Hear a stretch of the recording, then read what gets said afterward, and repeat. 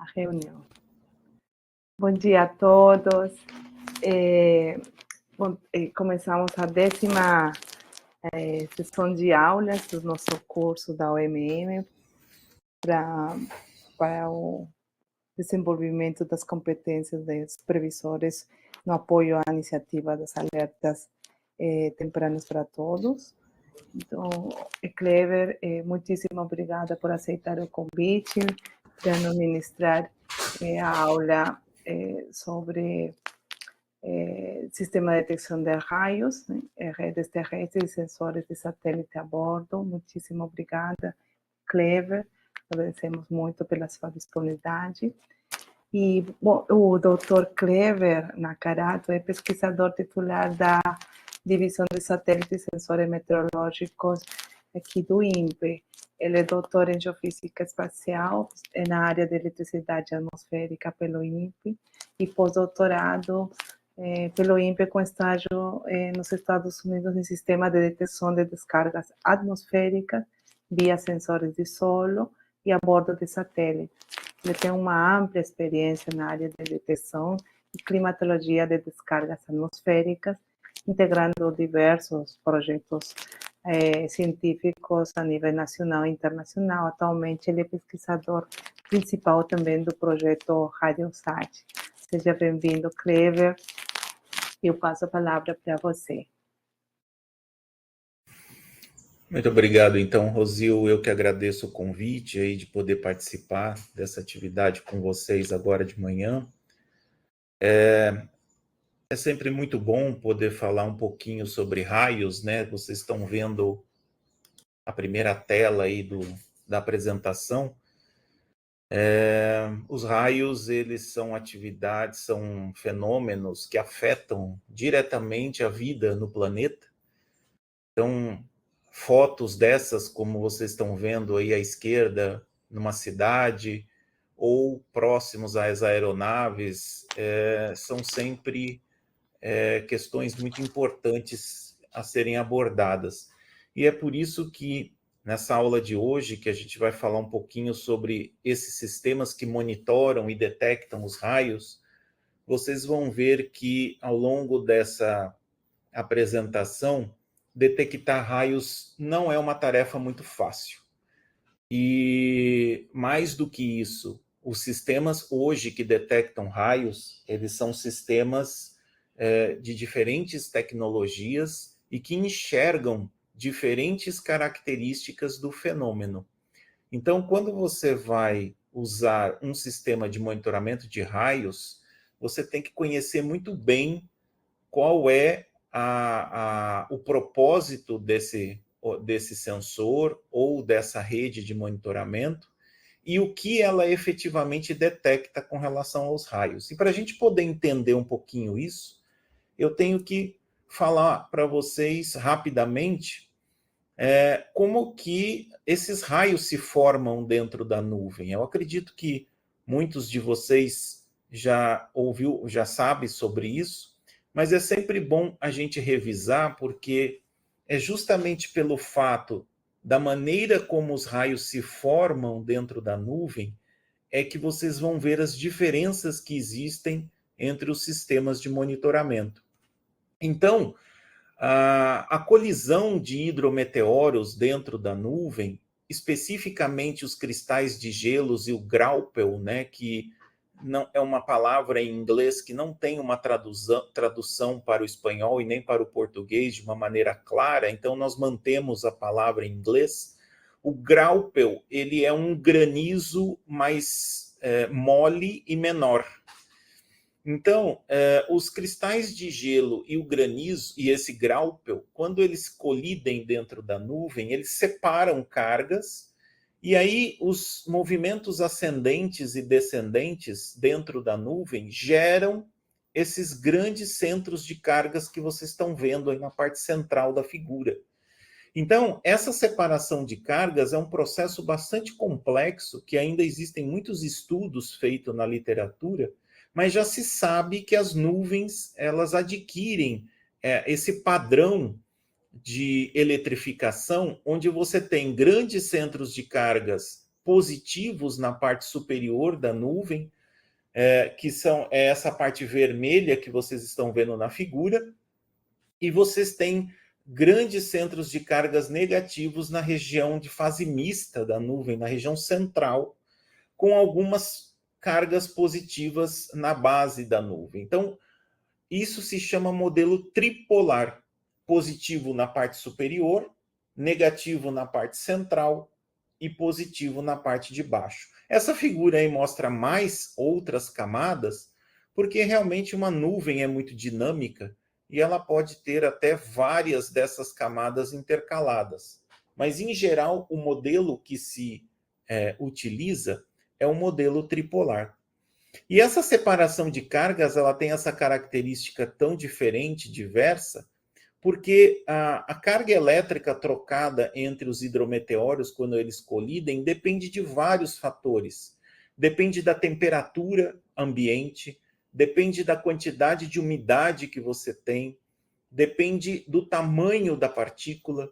Então, são tantos fatores que interferem nesse processo, que isso faz com que a sua modelagem e até o seu entendimento ele seja bastante complexo. Mas o que interessa para nós é que esses centros de carga, e aí agora eles estão um pouquinho mais generalizados nessa figura, eles são os responsáveis por formar, né, e iniciar os processos de descarga elétrica, né, de raios dentro de uma nuvem. Então, se você olhar nesses desenhos, na parte superior você tem o centro positivo em vermelho, na parte inferior um centro positivo pequeno, na base da nuvem, e um centro negativo em azul, no centro da nuvem, na região de fase mista, né, que é em torno de 6 quilômetros de altura. Então, vejam que os raios... essa figura ela é mais uma figura ilustrativa, né? Os raios eles tendem a se formar entre os centros de carga. Então, o berço, né, o nascedouro dos raios é sempre a região entre dois grandes centros de carga. Então, ou os raios nascem nessa região da parte superior da nuvem, entre o centro positivo e o negativo, né? E isso daí está em torno de 8, podendo chegar até 10 quilômetros de altura, ou os raios nascem entre o centro negativo e o positivo na parte de baixo da nuvem, aí em torno de 3 a 4 quilômetros. Né? Então, a região da nuvem que vai dar origem a esses raios é a região que fica entre os centros de carga, que é justamente as regiões onde os campos elétricos dentro da nuvem atingem os valores mais altos, e aí eles começam o processo de formação dos raios. Então, o raio ele não é um fenômeno que se forma de uma maneira constante ou contínua. O raio ele é um fenômeno que ele acontece em etapas. E a única maneira da gente poder enxergar essas etapas dos raios é usando câmeras de alta velocidade. Por exemplo, aqui no INPE, né, na nossa divisão, na DSSM, nós temos um pesquisador que trabalha com a física dos raios. Então, ele tem esses equipamentos que vocês estão vendo aqui no canto superior, à esquerda. Essas câmeras de alta velocidade, elas podem chegar até 1.000 quadros 100 mil quadros por segundo. Ou seja, elas conseguem gerar 100 mil imagens em um segundo do fenômeno. E aí, quando você reduz a velocidade de visualização desses quadros, você consegue ver todos os processos de formação do raio que estão visíveis para nós fora da nuvem. Então, um exemplo que a gente tem aqui, ó, é esse que acredito que vocês consigam ver aí pelo compartilhamento. Vocês veem todo o processo de formação do raio, tá? E os pulsos que acontecem durante todo esse processo. Veja que tudo isso que vocês estão vendo nesse vídeo é um raio. Nós não conseguimos enxergar todos esses detalhes a olho nu, quando a gente olha o raio acontecendo no céu, a gente só vê 1 ou 2, 3 pulsos e acabou.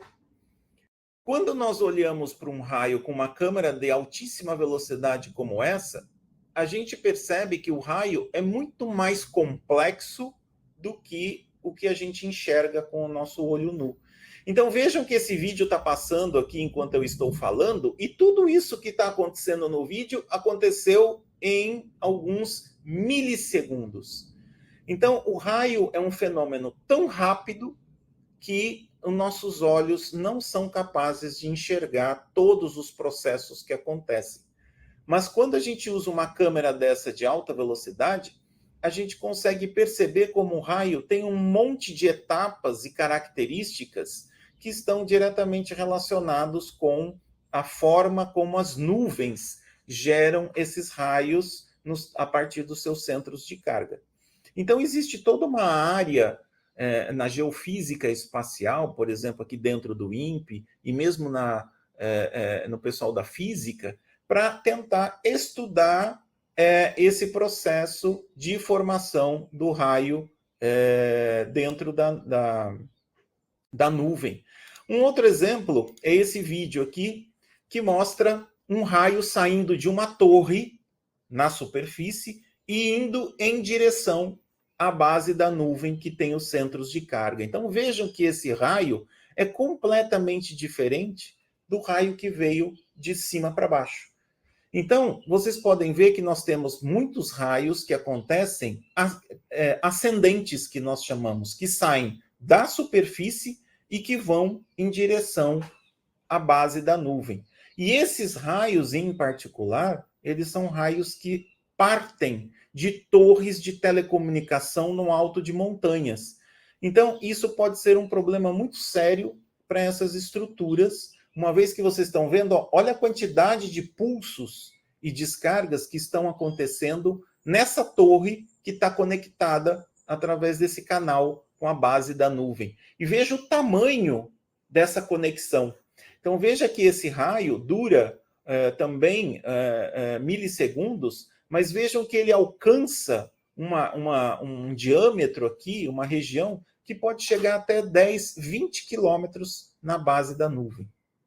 Então, esses processos são processos muito complexos. Esse é um outro fenômeno de conexão com o solo, que é um vídeo mais curto, mas vejam a quantidade de ramificações que você tem no processo de formação e a conexão com um ponto de contato aqui no solo num determinado momento. Então, somente com essas câmeras de alta velocidade foi possível a gente identificar que o raio é muito mais complexo do que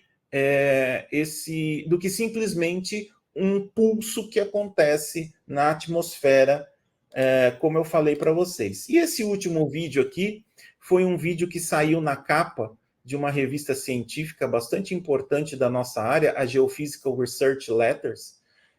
Esse vídeo, pela primeira vez, mostrou um raio atingindo um prédio e, mais do que isso, esse vídeo mostrou pela primeira vez que quando um raio vem descendo e vai se aproximando da superfície, e vocês estão vendo que ele está se aproximando, e você vê que essa ponta aqui em cima do raio que está descendo para conectar com o solo, ele ilumina todo o ambiente ao redor, e vocês estão vendo que saem das pontas dos para-raios e dos cantos dos prédios descargas para conectar com esse raio. Isso, pela primeira vez, essa imagem foi obtida através de uma câmera de alta velocidade.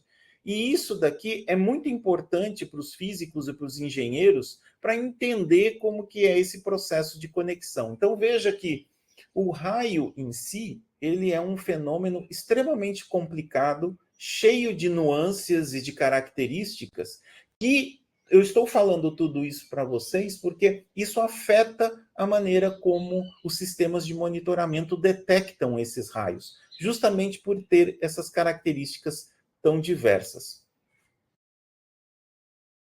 Então, vamos avançar mais um pouquinho aqui. Então, hoje se sabe, a partir de vários... Pois não? Bom dia. Bom dia. Neto do Uruguai. Uma consulta, esses raios ascendentes não, que saem das torres, são de propósito, são para pesquisa, são parte da ação do para-raio, ou é naturalmente que acontece isso? Eles são naturais. Esses raios não são induzidos e eles acontecem com muito mais frequência do que a gente imaginava. Foi justamente depois de começar a fazer esses estudos, não só aqui no Brasil, mas em várias outras partes do mundo, foi que a comunidade científica percebeu que esses raios eram bem frequentes. Então, eles são naturais e acontecem com bastante frequência em torres de telecomunicação que ficam em regiões altas, no topo de montanhas, como acontece na grande maioria das vezes. Alguma outra dúvida?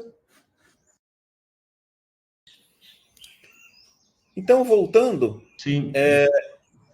pode falar. A diferença pode ser, então, que os raios, nesse caso, né, nessa situação da Terra ao ar, seriam mais negativos a positivos, que na inversa, não? Se não, seriam positivos a negativos, ou não faz diferença? A polaridade desses raios é um pouco mais difícil de ser determinada, mas a grande maioria deles são negativos, tá? Porque eles tendem a se conectar com os centros de carga positivos que estão na base da nuvem. Mas podem acontecer alguns relâmpagos positivos, que são muito, muito, muito raros. Até hoje, aqui no Brasil, só foram filmados 3 raios positivos que saem da Terra em direção à nuvem. Mas a grande maioria deles são negativos. Só que eles são raios que têm características muito diferentes dos raios que vêm da nuvem para a Terra. E por causa disso, eles bem mais difíceis de serem detectados pelos sistemas de monitoramento. E os sistemas de monitoramento, eles não conseguem saber se é um relâmpago que sobe ou um relâmpago que está descendo. Então, isso é uma outra questão importante dos sistemas de monitoramento. Através deles, você nunca vai saber se você teve um relâmpago que foi ascendente da Terra para a nuvem ou um relâmpago descendente que foi da nuvem para a Terra. Os sistemas não te dão essa informação. Então, avançando um pouquinho mais, a gente sabe hoje que a ação humana, né, a atividade do homem, através da poluição, através da urbanização, através de várias atividades, inclusive econômicas, elas alteram o padrão de formação das nuvens. E uma vez que altera a formação dessas nuvens, a microfísica delas, altera a distribuição de partículas de hidrometeoros. E, em função disso, você tem uma intensificação das tempestades e da ocorrência de raios. Então, a conclusão que se chegou, né, nesses estudos que começaram em 2008 com o Rosen, essas nuvens de tempestades que se formam em ambientes poluídos, por exemplo, em cidades, resultado das queimadas de biomassa, né, queimadas de florestas, que é muito comum aqui no Brasil, por exemplo, essas nuvens de tempestades, elas têm a sua microfísica alterada.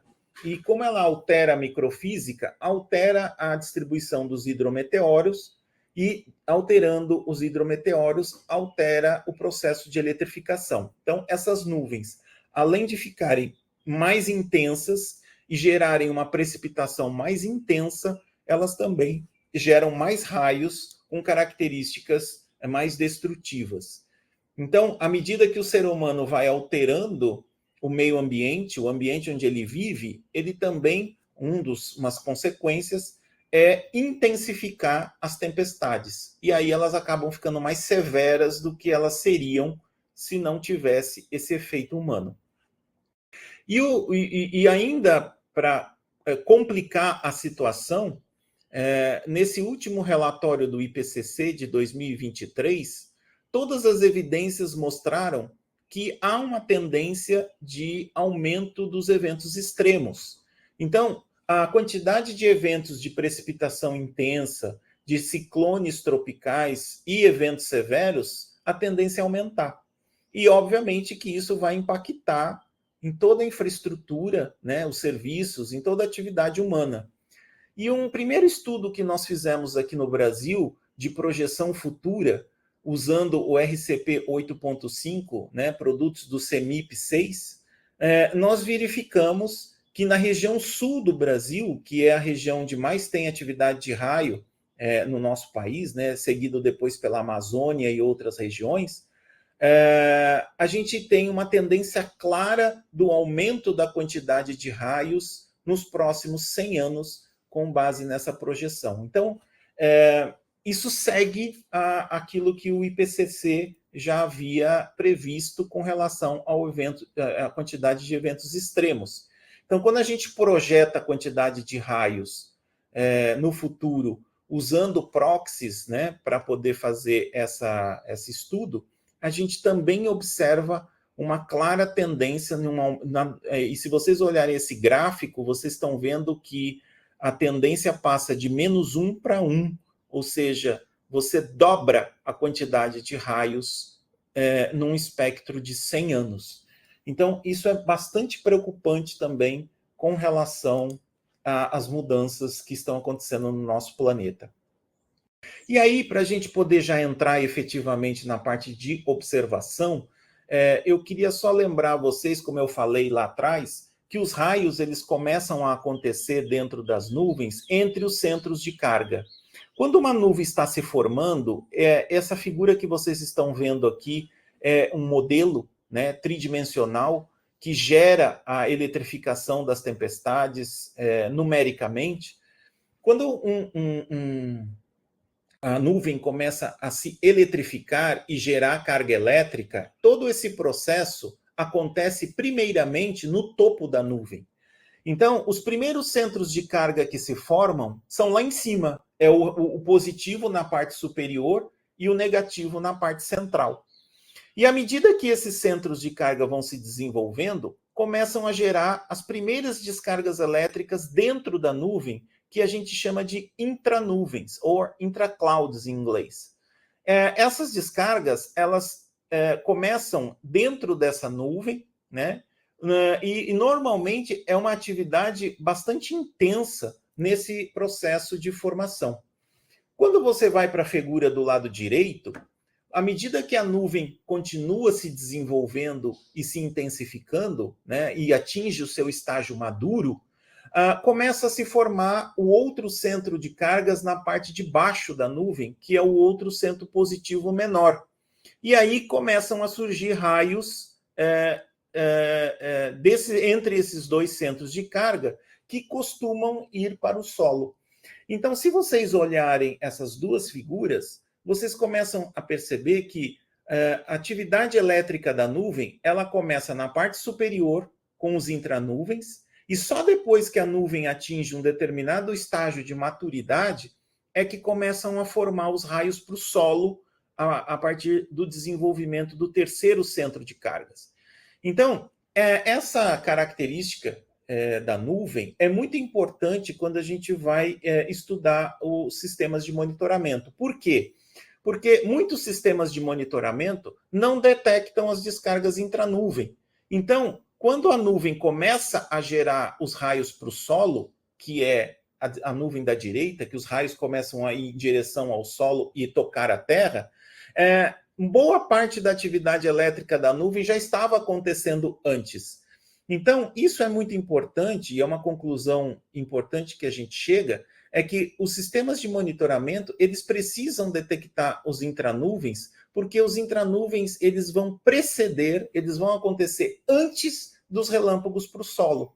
Então, quando você começa a observar uma atividade elétrica de intranuvens numa nuvem, você começa a ver que essa nuvem está se desenvolvendo. E aí ela tem grandes chances de evoluir e começar a gerar raios para o solo e até mesmo intensificar a sua atividade e se tornar uma tempestade severa. Então, os relâmpagos intranuvem ou intraclouds, eles são proxies importantes para a gente poder prever a severidade das tempestades e a capacidade que uma tempestade vai ter de gerar raios, uma quantidade maior de raios ou não. Então vejam que isso é uma característica muito importante que a gente precisa levar em consideração também. Então, para a gente entrar agora especificamente nos sistemas de monitoramento, todos os sistemas baseados de solo, que são os sensores instalados na superfície, eles detectam a radiação eletromagnética gerada pelos raios. E os raios, eles geram radiação eletromagnética em uma ampla faixa de frequência, que vão desde frequências mais baixas, menores do que 10 kHz, que é essa faixa amarela do espectro que vocês estão vendo aqui, até frequências médias, até 1000 kHz ou 1 MHz, e também uma outra faixa em VHF acima, né, em torno ou acima de 100 MHz. Então, os raios, eles têm um amplo espectro de radiação de onda eletromagnética na faixa de rádio. E é justamente essas faixas que são usadas para detectar o sistema. E aí agora, mais para frente, eu vou mostrar para vocês que cada sistema que é desenvolvido numa faixa de frequência, ele detecta características diferentes dos raios. E é isso que eu falei para vocês lá no começo. Por isso que a gente tem que entender como que esses sistemas detectam os raios. E da mesma forma, quando a gente usa a luz para poder detectar raio a partir do espaço, que é o princípio de detecção dos sensores que estão nos satélites. Todos os sensores que detectam raios a partir de satélites, eles usam a luz, a faixa visível dos raios para poder detectar. Só que quando você faz uma análise espectroscópica do raio, ou seja, que você avalia qual é o espectro de emissão dos raios nas diferentes comprimentos de onda, vocês estão vendo nesses gráficos que o raio ele quase não emite muita energia na faixa de visível, que é essa faixa que vocês estão vendo aqui em cima, entre 400 e 750 ou 780 nanômetros, que é a faixa da luz visível. Então veja que o espectro do raio tem muito pouca energia nessa faixa. A grande parte da energia dos raios acontece em pulsos na região ou do infravermelho próximo ou do ultravioleta próximo, que é em torno aqui de 380 nanômetros e 770, podendo chegar até 890 nanômetros. Então, na verdade, os sensores que estão a bordo dos satélites, eles detectam a radiação óptica na faixa do infravermelho, né? Que é esse pulso maior que vocês estão vendo aqui, que é especificamente a faixa de 777,4 nanômetros. É o maior pulso de radiação luminosa que o raio gera, que não é no visível, que é no infravermelho próximo. Então, esses sensores de raios, a grande maioria deles está sintonizado exatamente no infravermelho próximo para poder pegar esses 777,4 nanômetros, que é esse pico mais alto do espectro de radiação luminosa que o raio gera.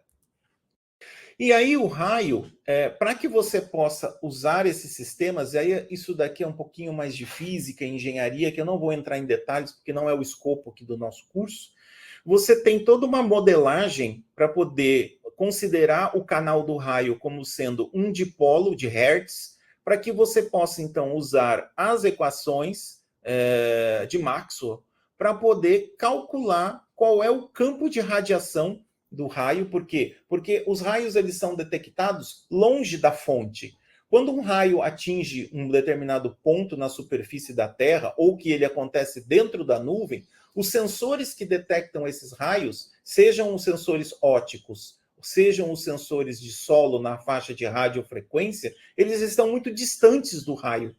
Então, e eles têm que estar distantes do raio, justamente para que a gente utilize a componente de radiação. Então, quando você faz todo o formalismo matemático para poder simular esse raio, você obtém equações mais simplificadas que...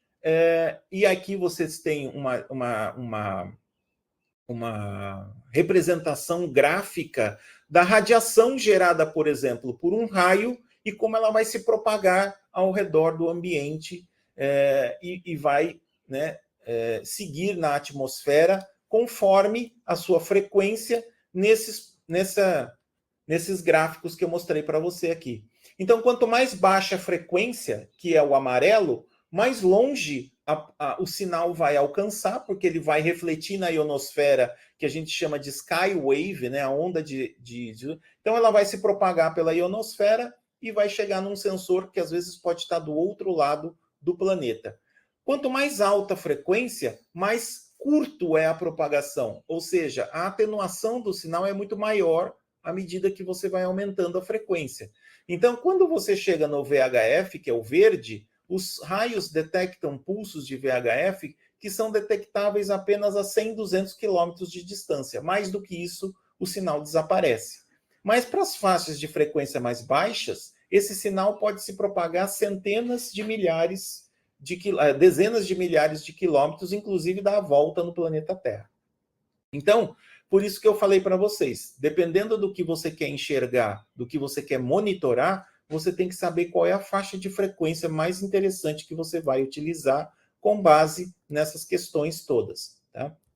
Então, existe todo um algoritmo matemático de triangulação que permite você, a partir de vários sensores na superfície da Terra, conseguir localizar, triangular as fontes de sinal que chegam nesses sensores e determinar qual é a localização da origem desse sinal. Então, isso tudo, esse método hoje, que é muito usado nas redes de monitoramento de solo, é o que se chama de método Time of Arrival, que é o tempo de chegada. Então, cada sensor, como vocês estão vendo aqui na figura, né, esses pontinhos pretos aqui, cada sensor desse, quando um raio acontece, o pulso de radiofrequência vai chegar nesse sensor, cada um num tempo diferente, porque a pulso de radiofrequência tem uma velocidade finita, que é 1/3 da velocidade da luz. Então, cada sensor desse vai detectar o pulso em um tempo diferente. Aí, quando essas informações vão para uma central de processamento, a diferença de tempo entre cada um de um par de sensor são hipérboles, que você resolve através de um sistema de equações que é relativamente complexo. E aí, a partir da solução dessas equações, você consegue descobrir qual é o cruzamento dessas curvas, que seria, então, a origem do sinal. Então, o grande problema desse método é que, quando a geometria de sensores não é muito favorável, você começa a ter dificuldades para achar esse ponto da triangulação.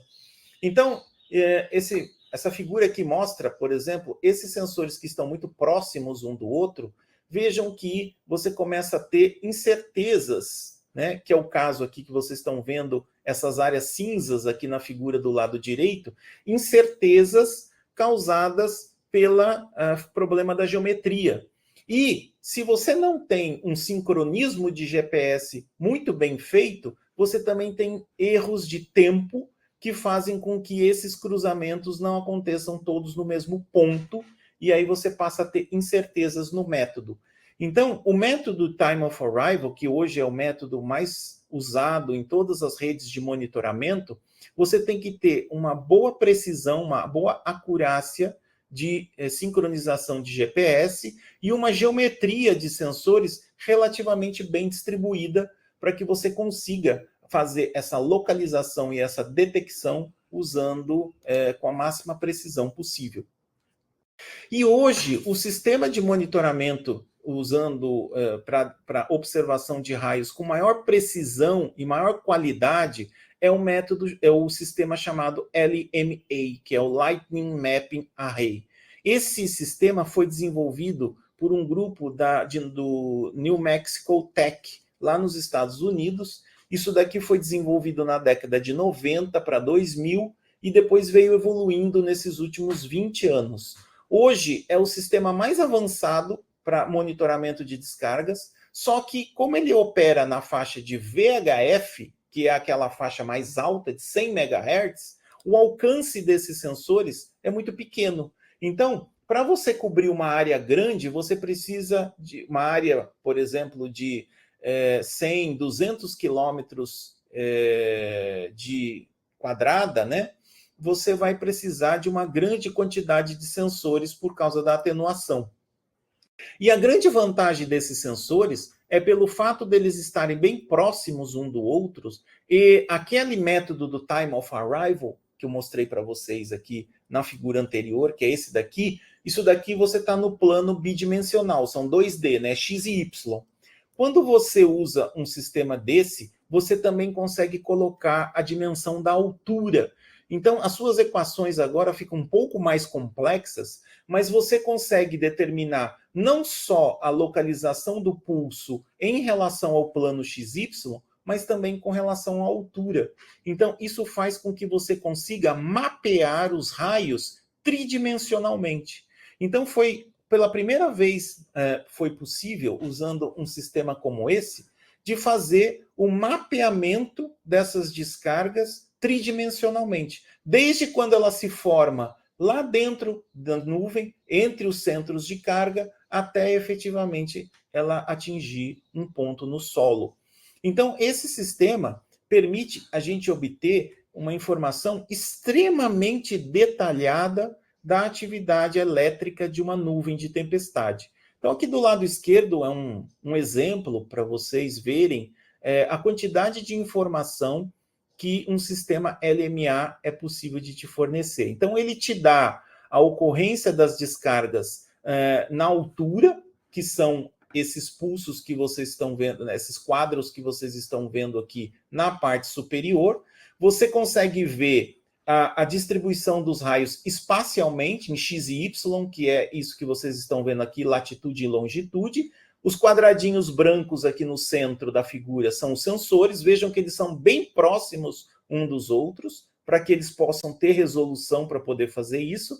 E vocês conseguem ver a ocorrência dos raios com todos os seus detalhes, não só no plano XY, mas aqui também no plano Z, que é a altura do raio. E aí, esse dado, ele pode ser usado para fazer uma animação, e vocês poderem olhar aqui, vejam esse vídeo que vai passando aqui, vocês podem usar esses dados do LMA para reconstruir a ocorrência do raio dentro da nuvem. Então, vejam como é interessante esse sistema, porque você consegue ver exatamente aonde que o raio começa dentro da nuvem e como que o relâmpago intranuvem ele vai se propagando dentro da nuvem até que ele atinja o solo. Então, veja que aqui dentro, na parte superior, há uma propagação entre os centros de carga positivo e negativo. Veja que os raios acontecem em paralelo ao solo. E isso daí é porque o intranuvem está se propagando horizontalmente dentro da nuvem, né? E que pode atingir extensões de 100, que podem chegar até 100, 200 quilômetros, passando de uma nuvem para outra, dentro de um grande sistema de tempestade. E nesse caso aqui é uma nuvem isolada, então é só essa nuvem. Então veja a quantidade de espaço, né? O tamanho do processo ocorrendo dentro da nuvem, até que finalmente o raio atinge o solo nesse ponto marcado aí no mapa. Então, vejam que interessante que por trás de um relâmpago que atinge o solo, existe uma grande quantidade de atividade elétrica dentro da nuvem que a gente não percebe. E que nem as câmeras de alta velocidade conseguem medir, porque está dentro da nuvem e você não enxerga esse processo. Então, foi pela primeira vez que um sistema como esse permitiu a gente entender como que o raio está acontecendo dentro da nuvem, se propagando até que você tenha um relâmpago nuvem-solo. E isso é fundamental para a gente entender como que os sistemas de localização e monitoramento, eles detectam esses raios e que tipo de informação que a gente está obtendo. Então, guardem bem essa imagem na cabeça de vocês. Vejam que todo raio ele começa dentro da nuvem, através de um relâmpago intranuvens, os intraclouds, que se propagam horizontalmente para depois, no final, acabar gerando um relâmpago para o solo. Então, isso é muito importante para a gente entender o que cada sistema de monitoramento vai efetivamente detectar. Então, vamos passar um pouquinho mais para frente. Então, o primeiro sistema de solo que existe hoje no nosso planeta, e que aqui no Brasil também nós temos dados, e esses dados são para o mundo inteiro, são as redes de longo alcance, que a gente chama de Long Range Networks. Essas redes de monitoramento, elas conseguem detectar raios no planeta inteiro. Por quê? Porque elas usam a faixa de frequência de VLF, que é a faixa mais baixa daquele espectro. Lembra da curva amarela? Ela é abaixo de 10 kHz. Então, esses raios, quando eles acontecem na atmosfera da Terra, e esse desenho aqui é só um exemplo, o pulso de VLF, ele se propaga refletindo na ionosfera e indo para os outros lados do planeta.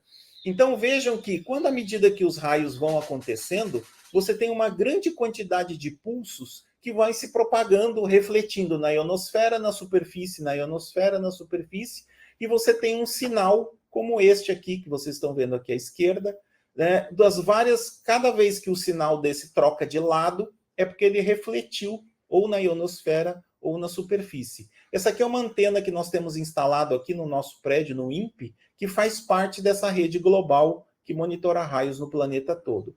Então veja que o pulso do sinal pode ser bastante complexo, porque ele vai se propagando nessas múltiplas reflexões. Então vejam que essas múltiplas reflexões, elas dependem de uma série de características físicas do ambiente. Por exemplo, a altura das regiões E e F da ionosfera, o ângulo de incidência, eu não vou entrar em todos os detalhes, mas é interessante a gente observar que, quando a gente mede esses pulsos gerados pelos raios, a gente percebe que um sensor muitas vezes pega o pulso que vem pela próxima superfície da Terra, que é o que a gente chama de ground wave, e depois um outro pulso do mesmo raio que veio refletido lá de cima da ionosfera. Então, isso mostra que o processo de propagação do sinal do raio na atmosfera é bastante complexo. E esses sistemas, eles têm que ter todo um monte de algoritmos e de filtros especiais para você poder detectar exatamente o raio que te interessa. Mas isso é possível de ser feito. E aqui, então, você tem um exemplo, né, dessa rede global que detecta raios em VLF em todo o planeta. Esses pontos verdes que vocês estão vendo no mapa são os sensores, e os pontos amarelos, vermelhos e laranja são os raios acontecendo em tempo real. Essa aqui é uma figura que eu tirei em março desse ano, mas se você entrar na internet, você vai ver essa figura em tempo real. Então, você vê aqui essa rede de monitoramento, ela consegue detectar raios de maneira global em todo o planeta. Qual é o problema dessa rede? Qual é a limitação que ela tem? Ela só detecta os relâmpagos que atingem o solo. Essa rede não consegue detectar os relâmpagos intranuvem, porque a radiação dos relâmpagos intranuvem é majoritariamente em alta frequência. Como essa rede trabalha em muito baixa frequência, ela só consegue detectar os raios que atingem o solo, e normalmente somente os mais intensos, porque esse sinal tem que se propagar pela ionosfera, reflexões a longa distância. Então, a grande questão dessa rede é que ela é uma rede que te permite detectar os raios de uma maneira global, mas você não vai ter um detalhamento muito grande das informações. Então, aqui é um exemplo mostrando para vocês uma animação, né, de como que é a atividade elétrica global do nosso planeta a cada mês, em função dos dados de uma rede de VLF de long range. Né? Então, vejam que você consegue caracterizar muito bem a atividade de raios, né, em todo o planeta, só que você não tem uma informação muito detalhada do raio, como é o caso do LMA. Então, lembra que o LMA você consegue ver o raio em 3 dimensões, porque ele trabalha numa faixa de frequência muito alta, e você tem, então, uma capacidade de detalhar o raio. À medida que você vai baixando a frequência, você começa a enxergar mais longe, mas você começa a perder o detalhe da informação. Bom, avançando mais um pouquinho, a gente tem agora as redes que são chamadas de LF, que são as High Precision Networks. São as redes que já trabalham agora numa faixa de frequência intermediária, que é essa faixa aqui em laranja. Essa faixa que vai entre 10 kHz e 1 MHz. Essa onda é a onda que vem pelo solo. E essas redes de detecção, então, elas conseguem te dar um maior detalhamento da informação. Isso daqui é um exemplo de uma rede da Earth Networks, que existe na América do Sul. Existem vários sensores instalados por toda a América do Sul. Vejam que existem regiões ainda que você não tem cobertura de sensores, por exemplo, toda essa região amazônica aqui, no norte da América do Sul, você não tem muitos sensores, né? Mas o restante você tem uma grande quantidade de sensores instalados, inclusive aqui no Brasil. E essa rede, ela consegue te detectar os relâmpagos intranuvem, os nuvens solos, com uma precisão tão grande que você consegue usar algoritmos para fazer o tracking dessas tempestades. Então, com base na ocorrência dos raios, você consegue definir aonde estão as células de tempestade e projetar a sua propagação a partir de algoritmos matemáticos. Então, essas redes permitem dar um detalhamento muito maior dos raios, só que, obviamente, que ela vai exigir um investimento muito grande, porque você vai precisar de uma quantidade muito grande de sensores. Vejam aqui, no norte da Argentina, a quantidade de sensores que têm instalados para que você tenha uma boa de cobertura. E mesmo aqui na região centro-sul do Brasil, veja a quantidade de sensores que a gente tem que ter instalado para que você possa ter uma informação de alta precisão como essa daqui, né?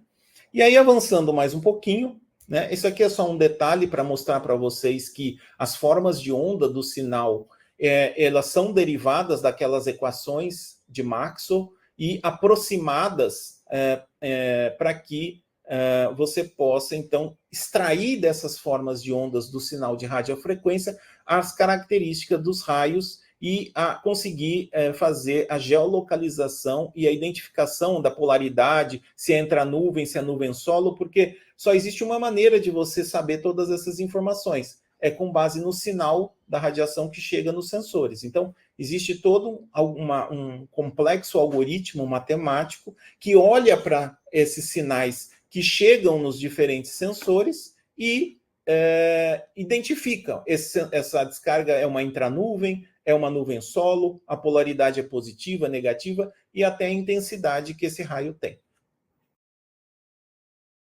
Esses dados de redes de alta precisão, eles são muito interessantes, porque eles podem ser incorporados em modelos numéricos de alta resolução, como é o caso aqui de vários experimentos que estão publicados na internet, e que permitem você fazer com que o modelo represente a convecção de uma maneira bem mais efetiva.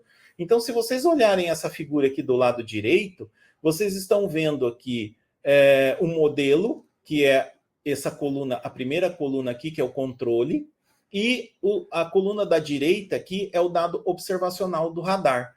Então, veja que o dado do radar mostra uma grande quantidade de atividade convectiva em várias regiões que o modelo, sem assimilação de dados de raio, praticamente não consegue reproduzir. Quando você assimila os dados de raio, que é a coluna do meio, você começa a ver que o modelo consegue reproduzir muito mais claramente as regiões convectivas que você observa no radar.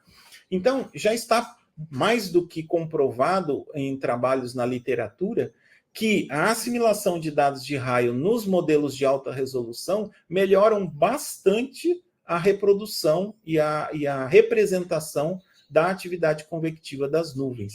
E isso faz, então, que você consiga melhorar o skill das predições. Já que esse curso é um curso de previsão do tempo, é muito importante que os previsores tentem utilizar modelos numéricos com assimilação de dados de raios, porque eles vão melhorar bastante a previsão em horas, né, para mais do que 5, 6, 7 horas, e melhorar o skill do modelo, inclusive nas primeiras horas, porque a gente sabe que o modelo ele tem um spin-up, né, ele tem um tempo para ele começar a prever, e quando você assimila os dados de raio, você reduz esse spin-up do modelo de uma forma significativa. E aí, para a gente chegar na parte final, que nós já estamos terminando aqui a nossa aula, vamos falar rapidamente dos sensores a bordo de satélite. Então, hoje nós temos aqui na América Central, né, na América do Norte, América Central e na América do Sul, o sensor GOES-16, que cobre toda a América, né? Esse sensor, ele é um sensor, GOES-16, não, esse aqui.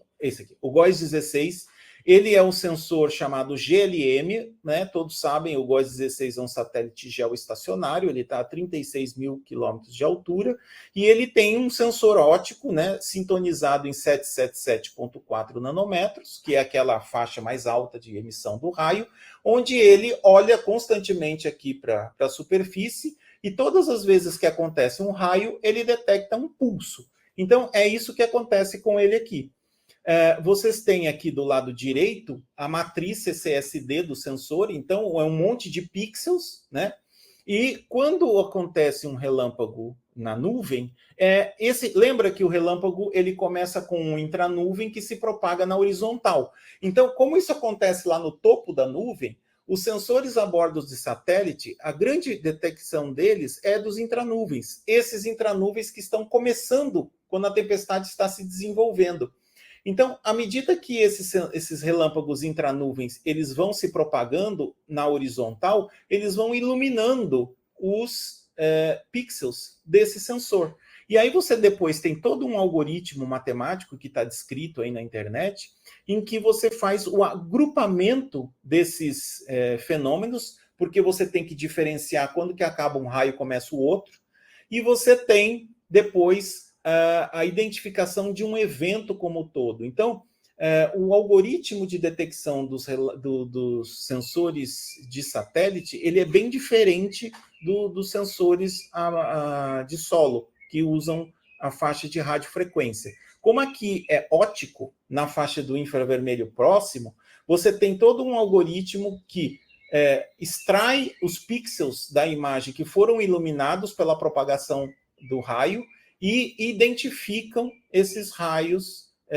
individualmente. Então, o grande problema desse algoritmo é que você só detecta majoritariamente os relâmpagos intranuvem. Você não sabe se um relâmpago foi para o solo, porque você está olhando de cima. Então, não tem como você saber que tipo de raio que é. O sensor óptico que está no satélite, ele só vai te dizer, olha, está tendo atividade de raio naquela região. E essa atividade de raio tem esse tamanho.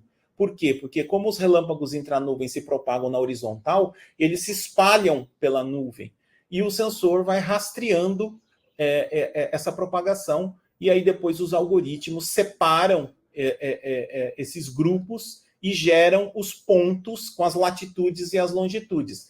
Lembrando que esses pontos que ele calcula são pontos médios. Então, o erro nessa localização, ela pode chegar até 10 quilômetros. Então, os satélites, eles não te dão uma informação detalhada a respeito dos raios, porque eles não conseguem nem saber se é intranuvem ou nuvem solo, e também não conseguem localizar o raio com grande precisão, por causa de toda a propagação horizontal que os relâmpagos intranuvens têm.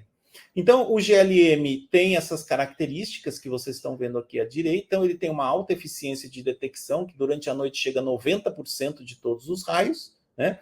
Mas ele tem uma baixa resolução, pelo fato dele estar muito alto. Se você vai para um satélite mais baixa órbita, que é o caso do LIS, o LIS é um sensor, Lightning Image Sensor, que também foi desenvolvido pela NASA. Ele voou durante 18 anos no satélite TRIM, é um satélite de baixa órbita, né? então vocês estão vendo que 400 quilômetros de altura, 450 quilômetros. Ele pega só a região tropical do planeta, ou subtropical. Ele tem uma resolução um pouquinho melhor do que o GLM do GOES, tá?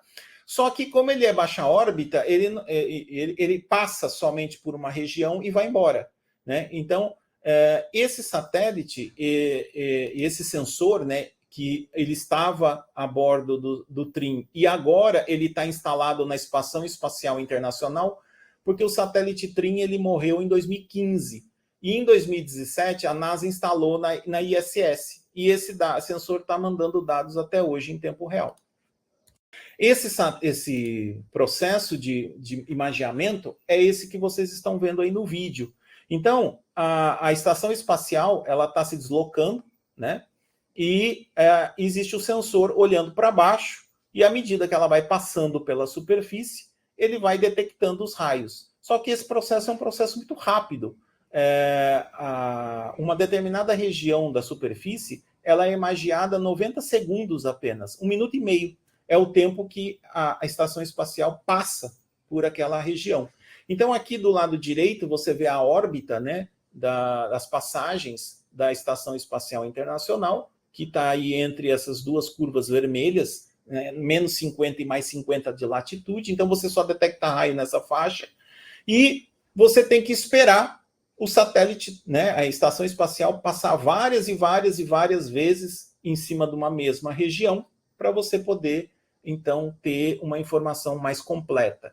Então, esses dados eles são usados mais para climatologia, para você conseguir fazer um levantamento mais de longo prazo, porque você precisa de um tempo para mostrar uma quantidade de raios mínima numa determinada região. E o processo de detecção do LIS é igualzinho o processo de detecção do GLM. É o mesmo algoritmo que a NASA usou no LIS, que foi precursor, ela usou no GLM para detectar.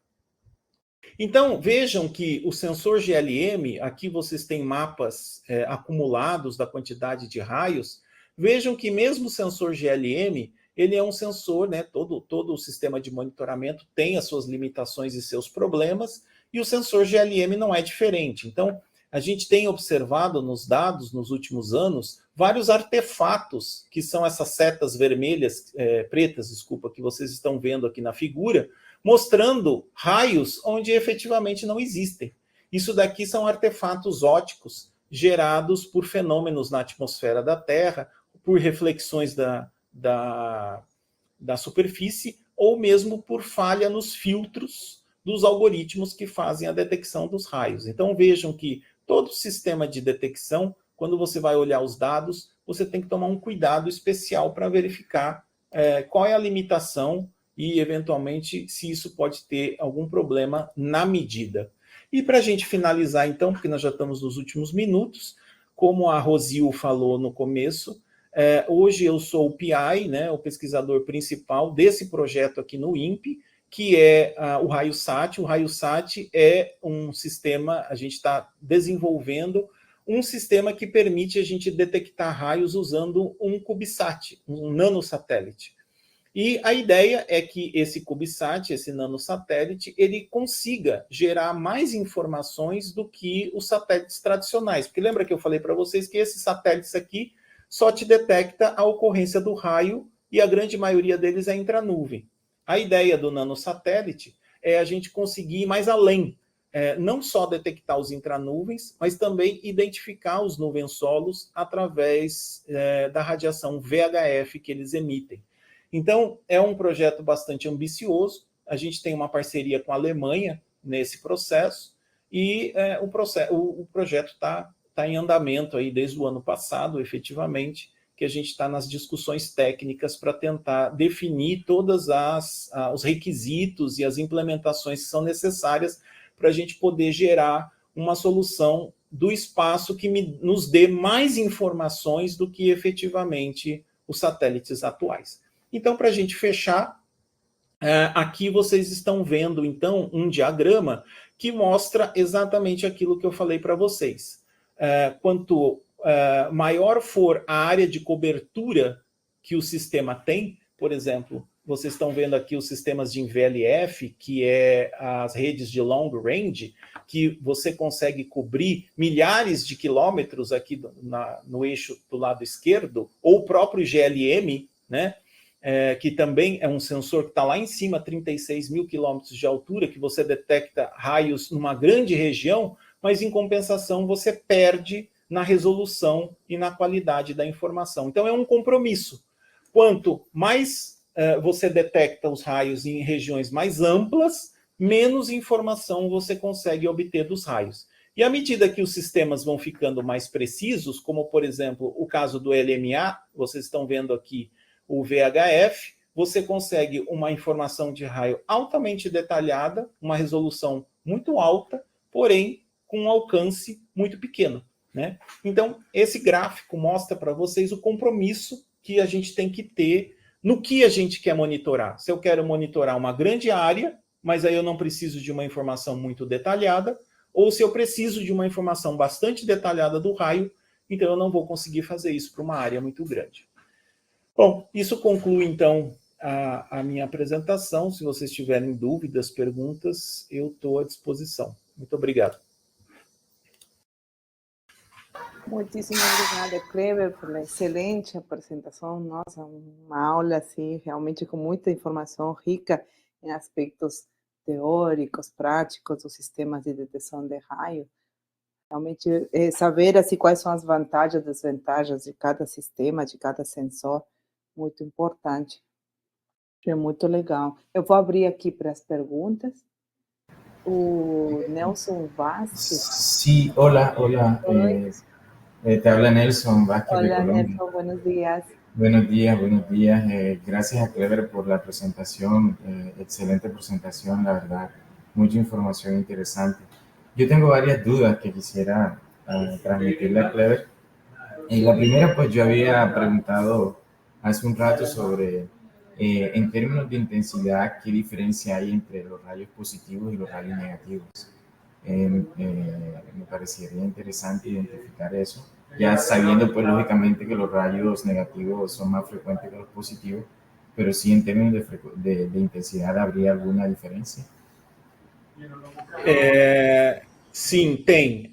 Os raios negativos, eles são mais frequentes do que os positivos. Eles acontecem em maior quantidade, só que, em geral, os relâmpagos negativos, eles são mais fracos do que os relâmpagos positivos. Os relâmpagos positivos, eles acontecem em um percentual menor, mas eles costumam ser mais intensos. Tanto que todos os fenômenos na atmosfera, na parte superior, né, que são os sprites e todo o processo elétrico que acontece nas camadas mais altas da atmosfera, eles estão associados somente com os relâmpagos positivos, justamente porque eles transferem mais carga elétrica para o solo e geram variações de campo elétrico na atmosfera muito mais intensos. Então, a física dos raios positivos é diferente da física dos raios negativos.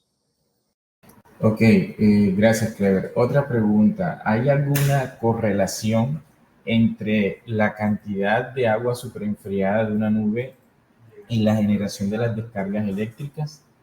Mi pregunta va dirigida a lo siguiente. El engelamiento es uno de los fenómenos meteorológicos más peligrosos para la aviación. Afecta mucho al transporte aéreo.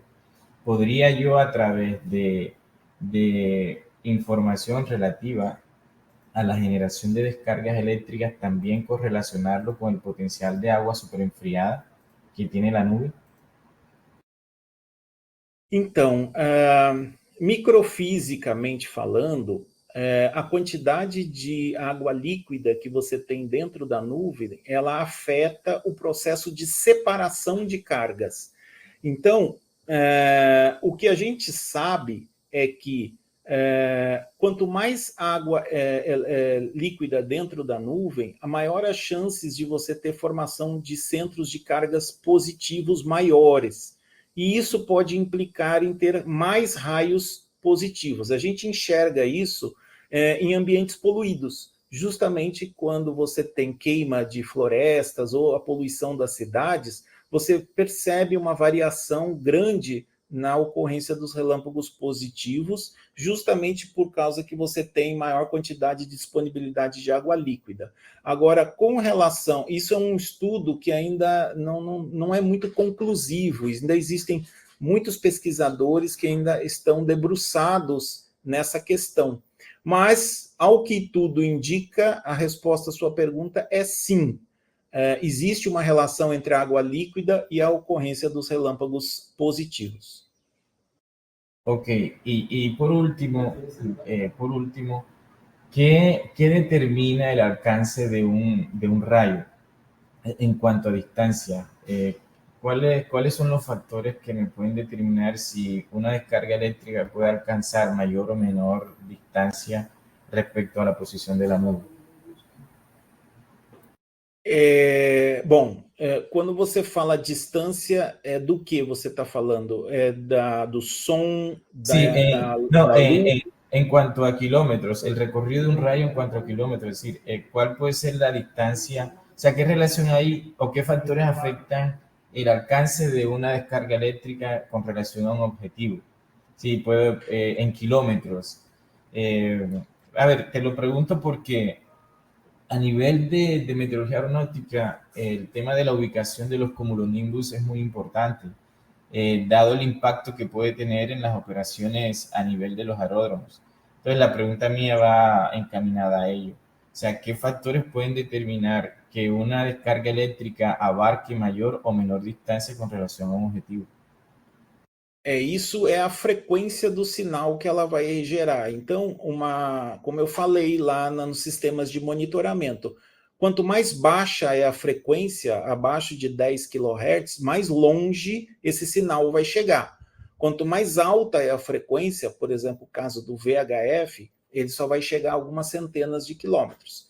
E, obviamente, que você tem uma atenuação desse sinal. Então, quanto mais intenso é o raio, quanto maior é o valor da corrente que circula pelo canal, mais intenso vai ser a radiação desse sinal. Então, existe uma série de fatores. Então, a intensidade do raio, o comprimento desse canal, se ele é um raio que gerou com um canal de curto, 3, 4 quilômetros, ou canais de 10 quilômetros, a frequência do sinal que está se propagando. Então, tem uma série... E o meio, se o meio tem uma condutividade muito alta ou muito baixa.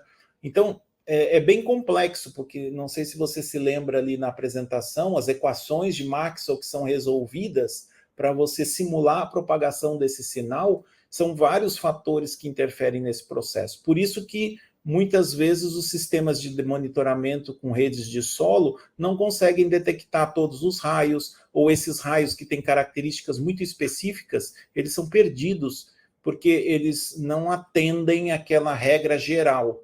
Então, é difícil dizer isso para você em quilômetros. Isso pode ser 100 quilômetros, mas também pode ser 10 mil quilômetros. Depende da faixa da frequência e da intensidade do que o raio acontece.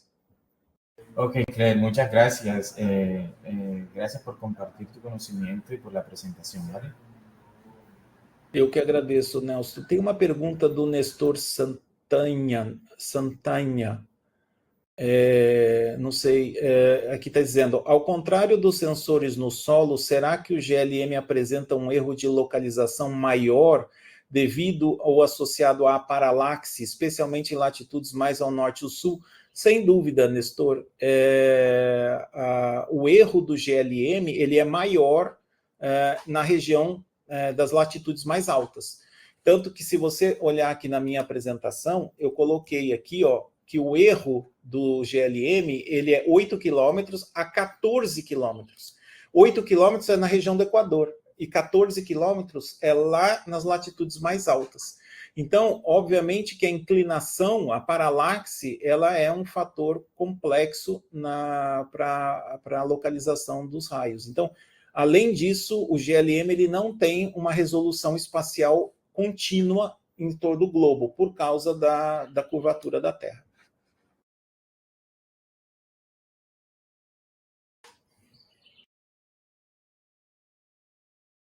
Kleber. Sim. Bom dia, tudo bom? Excelente apresentação. excelente apresentação, muito boa, né? Você tocou vários pontos assim, com muita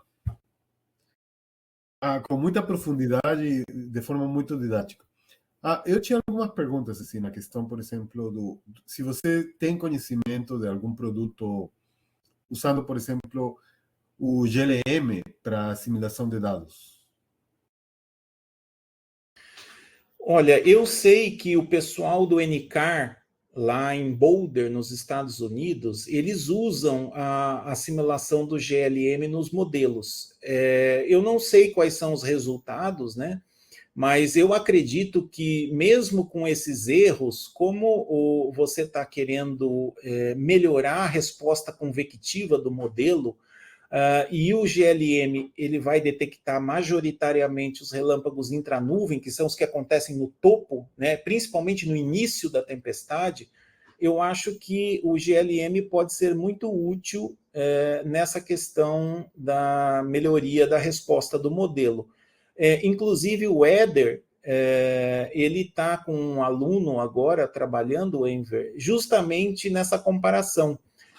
Ele vai fazer um estudo para verificar a diferença que existe entre você usar dados GLM, que tem uma resolução espacial menor e uma qualidade, né, menor, e, por exemplo, os dados da Earth Networks, que é uma rede de alta precisão e que vai te dar um maior detalhamento dos raios.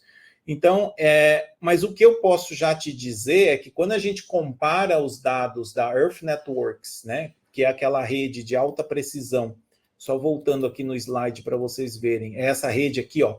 Quando a gente compara os dados dessa rede com o GLM, a gente consegue, o GLM muitas vezes não te dá, você não consegue identificar exatamente onde é que está o núcleo convectivo, porque como existe um erro de localização muito grande, os raios aparecem esparsos, eles não aparecem concentrados em cima do núcleo convectivo, eles aparecem ao redor. Então, muitas vezes, o algoritmo de tracking não consegue identificar. Então, isso para um modelo pode ser complicado, porque se os raios estão indicando para você uma área convectiva maior do que o real, isso pode prejudicar um pouquinho a representação da convecção real que o modelo vai te dar. Mas tudo é compromisso, depende do produto final que você quer chegar. Então, assim, é útil, mas eu ainda acho que os dados do GLM, para determinadas aplicações, ele não é adequado, justamente por causa desses erros. Obrigado. Outra pergunta. Você colocou um diagrama esquemático onde mostrou que assim, o blended, o modelo numérico equipado com uma engenharia, isso. Aí mais ou menos o que indica é que, por exemplo, mesmo nessa fase transitória, ele teria um skill muito maior. Isso, assim, isso já é assim, essa figura é muito interessante. Daí eu queria saber se já mais ou menos está consagrado isso ou é apenas um diagrama esquemático, assim. Entendeu? Não sei se... Não, é um diagrama esquemático, porque, por exemplo, quando você usa um sistema baseado somente em dados observacionais, então, para as primeiras horas, a extrapolação do dado observacional, ela tem um skill muito alto, porque você está pegando um dado que você está enxergando agora e você está extrapolando para daqui 1, 2 horas. E aí, obviamente, se você faz essa extrapolação para uma quantidade de horas muito grande, né, o skill cai muito rapidamente, porque o dado observacional ele tem uma validade menor. Quando você usa um modelo numérico, que é a curva verde, o modelo numérico ele tem um skill muito baixo nas primeiras horas por causa do spin-off. E aí depois o modelo sobe o skill para 4, 5, 6 horas. Quando você combina os dois, que você tem um sistema observacional e um modelo com assimilação, você consegue fazer com que você tenha um sistema de nowcasting com essa curva vermelha. Isso é teórico, tá? Isso daqui é só isso aqui, inclusive, é um gráfico que eu tirei de um livro que fala sobre nowcastings, inclusive é um livro bastante interessante, mas só que isso daqui é uma proposta, né, é uma ideia, né, de se fazer estudos dessas combinações. Então, não necessariamente a curva vermelha é só um modelo com assimilação de dados. A curva vermelha é uma combinação de modelo de alta resolução com assimilação, mas também dado observacional extrapolado. Então, é uma combinação das duas coisas. E a inteligência artificial também entraria ali nessa parte, certo? Sim, sim, com certeza, para fazer essa junção desses dois dados, né, dos dados de modelos numéricos com os dados observacionais. A inteligência artificial, o deep learning, pode ser muito útil nesse processo de combinar essas informações para gerar um blended aí, né, um engineering blended. Perfeito. Bom, eu vou deixar perguntas do auditório, né, dos alunos, mas eu agradeço muito, a apresentação foi muito boa, Kleber, como sempre. Obrigado. Eu que agradeço, Enver. Obrigado.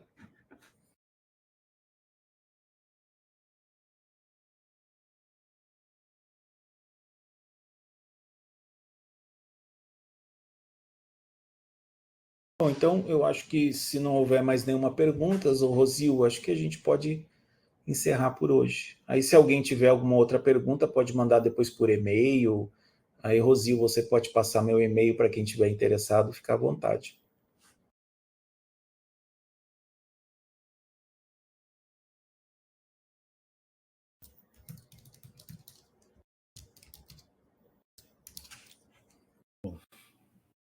Bom, tá bom, eu posso... Obrigada pela sua apresentação, foi muito boa, agradeço a todos. Então, a gente se vê agora às 14 horas da tarde, hora Brasil, com a apresentação da doutora Laís Fernandes.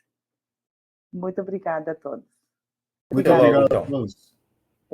Um abraço, até logo. Tchau.